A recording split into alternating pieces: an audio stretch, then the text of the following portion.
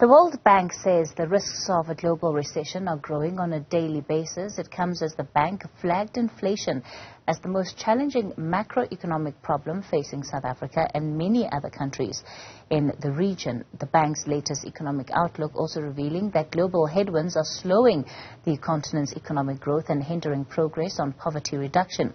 The risk of stagflation, high unemployment and slow economic growth comes at a time when high interest rates and debt are forcing governments to make difficult choices. Our business editor, Xolani Mbanjwa, caught up with the World Bank Chief Economist for Africa, Dabalen. Inflation is the macroeconomic challenge of the time.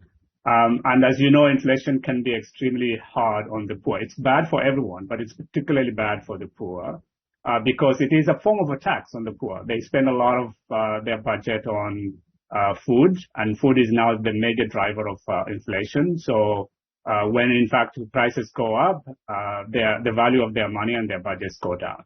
So given that, are the countries doing everything to bring inflation under control? I think a lot of the African central bankers have acted rather aggressively in many places by raising interest rates. That's one thing they're doing, and raising interest rates in a way that is credible, clear, and in many cases believable.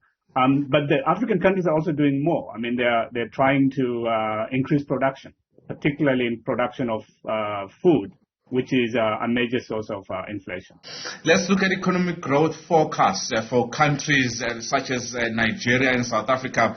They have been revised downwards, and I'm talking about these two economies because they are actually major economies on the continent. What factors are playing against these two economies in the region when it comes to that revision downwards when it comes to their economic growth prospects?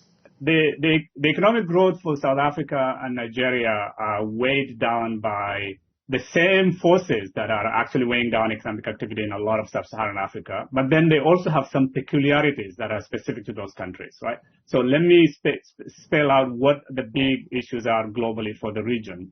Global slowdown will affect, economic growth in the region because it depresses economic activity, including exports. Second, inflation is very high, and so the rise in interest rates will, reduce consumption and investments. Many of these countries are also dealing with a very tightening global financial markets, where borrowing costs are rising, and therefore putting a drag on their growth. And finally, a lot of these countries are actually dealing with high debts and cannot borrow. Now, that is weighing down on a lot of these countries. But in Nigeria, in addition, it's been difficult to actually get oil prices, which are oil production, which is right now one of the commodities that have, very high prices to increase. So production of oil is not going as well as could go. And in South Africa, the growth has been dragged down by the floods in KwaZulu-Natal, and of course the record power outages that have been going on there. Let's talk about the other countries now. Some countries, not all of them, have been revised upwards, of course. There are some good factors for these countries, and I think one of them is Angola. What are these countries doing differently that you may have seen or you are forecasting an economic growth on the year 2022? Yeah, you're absolutely right. So the average growth rate for Africa has come down from 4.1% in 2021 to about 3.3% in 2022. But that doesn't mean that every country in the continent is actually having a drag on its growth. There are some countries that have done well, and the ones that have done well are the countries that have benefited enormously from the export of commodities that are in very high demand right now in the world, such as oil and gas and some minerals.